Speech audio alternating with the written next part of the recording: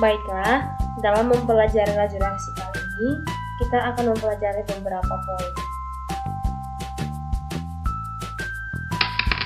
Yang pertama, pengertian dari laju reaksi.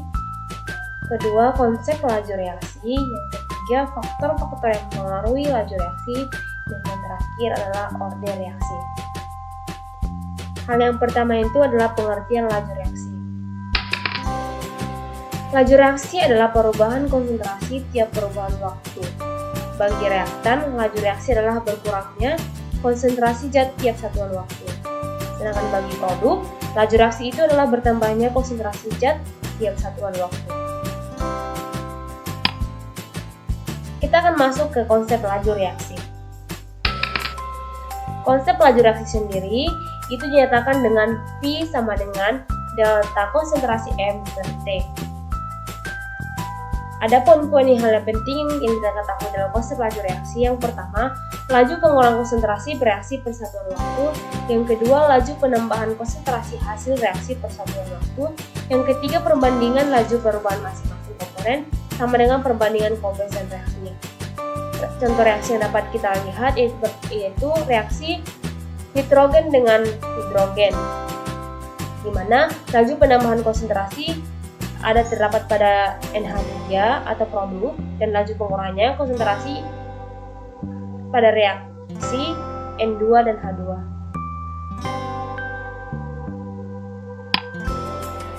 Sekarang kita akan masuk ke dalam faktor-faktor laju yang mempengaruhi laju reaksi. Adapun faktor-faktor yang mempengaruhi laju reaksi, yang pertama itu suhu, yang kedua itu konsentrasi, luas permukaan, sentuh, dan katalis. Perhatikanlah video berikut ini tentang faktor-faktor yang mempengaruhi laju reaksi. Halo teman-teman, selamat datang kembali di Gia Academy YouTube channel. Semoga teman-teman tetap sehat dan terus semangat. Nah, saat pandemi seperti sekarang ini, penting bagi kita untuk fokus menjaga kesehatan secara rutin ya, dengan banyak berolahraga. Oh iya, saat teman-teman berolahraga di luar rumah atau bersepeda, pernahkah teman-teman terinjak paku? Pernah jugakah teman-teman memperhatikan kondisi paku di dalam rumah berbeda dengan di luar rumah? Biasanya, paku di luar rumah lebih cepat berkarat dibandingkan dengan paku yang berada di dalam rumah. Kira-kira apa yang menyebabkan paku menjadi lebih cepat berkarat? Apakah karena terpapar sinar matahari? Atau karena diguyur hujan? Atau karena suhu udara luar? Paku yang lebih cepat berkarat tadi merupakan proses kimia secara alami yang mengalami laju reaksi karena beberapa faktor. Jadi, di video kali ini kita akan bahas lebih lengkap tentang faktor yang mempengaruhi laju reaksi. Ikuti terus videonya sampai selesai ya. Perubahan benda yang terjadi secara kimia akan mengalami laju reaksi. Sebelumnya, kita sudah tahu bahwa laju reaksi terjadi dengan berkurangnya konsentrasi per reaksi atau bertambahnya jumlah hasil reaksi setiap satuan waktu. Jika P adalah pereaksi, maka P akan mengalami kecepatan pengurangan konsentrasi. Dan jika Q adalah zat hasil reaksi atau produk, maka Q akan mengalami kecepatan bertambahnya jumlah hasil reaksi dalam waktu tertentu. Laju reaksi ini dapat dirumuskan menjadi V sama dengan minus delta P per delta T, dan V sama dengan plus delta Q per delta T. V merupakan laju reaksi dengan satuannya molaritas per sekon, dan T adalah waktu dalam sekon. Tanda minus menandakan zat bereaksi berkurang, sedangkan tanda plus menunjukkan produk reaksi bertambah. Nah, teman-teman, laju reaksi ini dapat dipercepat dengan beberapa faktor, yaitu luas permukaan, suhu, konsentrasi, dan pengaruh zat katalis. Kita akan membahas semuanya satu persatu ya. Faktor pertama, luas permukaan. Jika kita lakukan percobaan dengan 3 gelas berisi air, ketiga gelas ini akan kita masukkan gula merah dengan bentuk dan ukuran yang berbeda. Gelas A kita masukkan gula merah utuh berbentuk balok.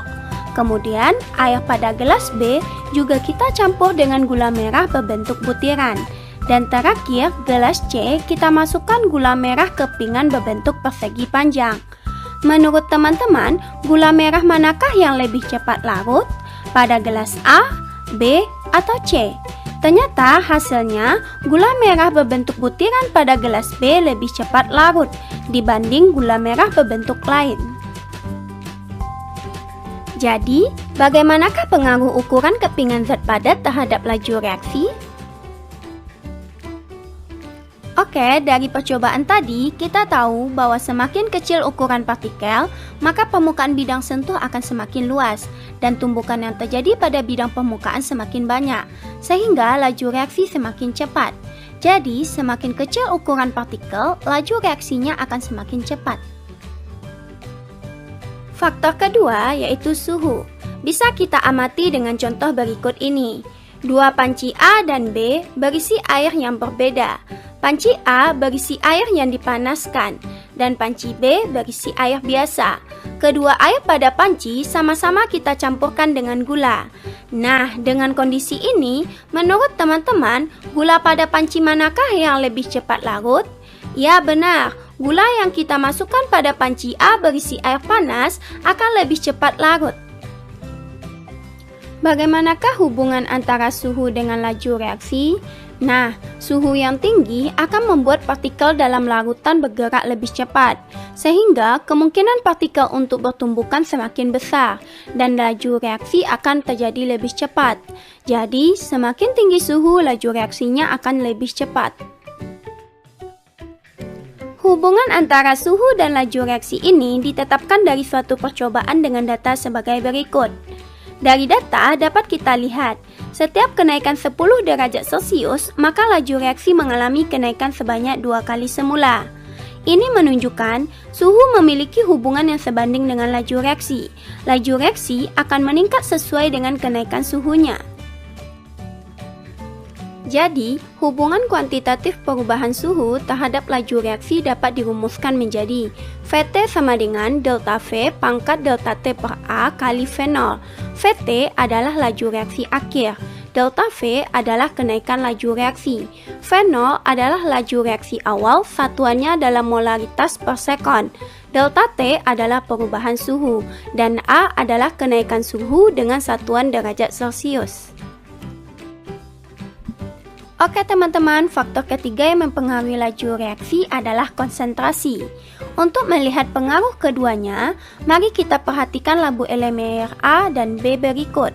Keduanya berisi asam klorida dengan konsentrasi larutan berbeda. Labu Erlenmeyer A memiliki konsentrasi 0,5 molaritas, sedangkan B 1 molaritas.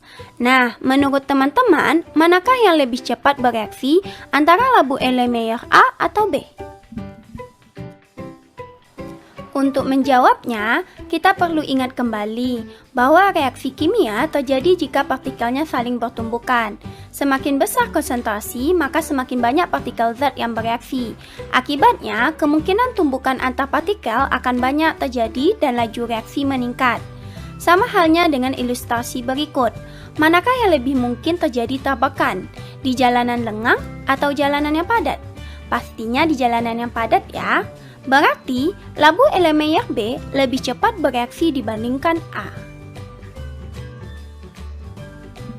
Jadi, semakin besar konsentrasi suatu zat akan semakin pekat suatu larutan dan banyak partikel yang dikandungnya. Akibatnya, semakin banyak kemungkinan terjadi tumbukan, sehingga laju reaksi menjadi semakin cepat. Oke teman-teman, kita lanjut faktor yang keempat, yaitu katalis. Nah, tahukah teman-teman, saat kita makan nasi, karbohidrat yang ada pada nasi akan dicerna di lambung dengan bantuan enzim maltase dan air, sehingga memecah maltosa menjadi glukosa. Enzim maltase inilah yang menjadi katalis pada proses pencernaan kita. Jadi, Apa itu katalis? Katalis merupakan suatu zat yang dapat mempercepat laju reaksi kimia pada suhu tertentu tanpa mengalami perubahan atau terpakai oleh reaksi itu sendiri, sehingga pada akhir reaksi zat tersebut dapat diperoleh kembali. Katalis ini akan mempercepat laju reaksi dengan cara mengurangi energi aktivasi. Ada dua jenis katalis, katalis homogen dan katalis heterogen. Katalis homogen adalah katalis berada dalam fase yang sama dengan reaktan. Biasanya, katalis dan reaktan berada dalam satu fase tunggal berwujud cair atau gas. Contohnya, asam sulfat, natrium hidroksida, kalium hidroksida. Sedangkan, pada katalis heterogen, katalis dan reaktannya berada dalam fase yang berbeda.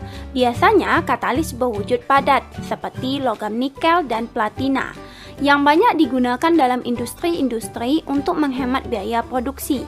Katalis mempercepat laju reaksi dengan menurunkan energi aktivasi.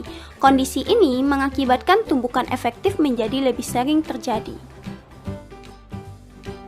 Nah, berarti semakin banyak katalis, energi aktivasi akan semakin turun dan tumbukan efektif lebih sering terjadi, sehingga laju reaksi akan semakin cepat. Jadi, katalis sebanding dengan laju reaksi.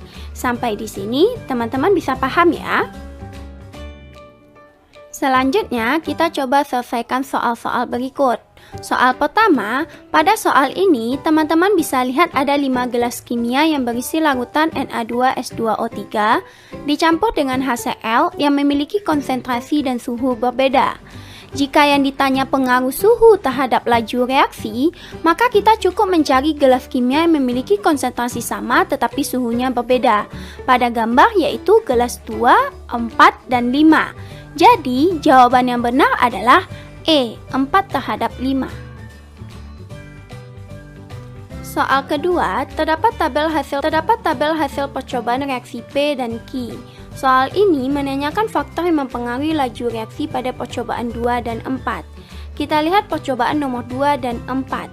Keduanya memiliki suhu yang sama, namun konsentrasi Q-nya berbeda. Jadi, faktor yang mempengaruhi laju reaksinya adalah konsentrasi. Selanjutnya kita akan masuk ke materi orde reaksi, di mana orde reaksi merupakan pangkat perubahan konsentrasi terhadap perubahan laju. Ada 3 orde reaksi. Yang pertama itu ada reaksi berorde nol, di mana tidak terjadi perubahan laju reaksi berapapun perubahan konsentrasi reaksi tersebut. Yang kedua ada reaksi berorde 1, di mana perubahan konsentrasi reaksi 2 kali menyebabkan laju reaksi 2 kali lebih cepat. Yang ketiga itu ada reaksi berorde 2, di mana laju perubahan konsentrasi reaksi 2 kali menyebabkan laju reaksinya lebih cepat 4 kali.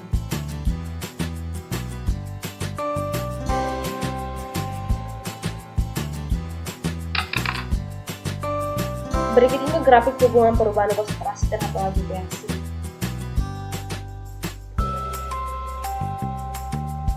Reaksi orde 0 seperti pada gambar dikatakan bahwa salah satu reaksinya apabila perubahan konsentrasi reaksi tersebut tidak mempengaruhi laju reaksi. Yang kedua itu reaksi orde 1 seperti pada gambar.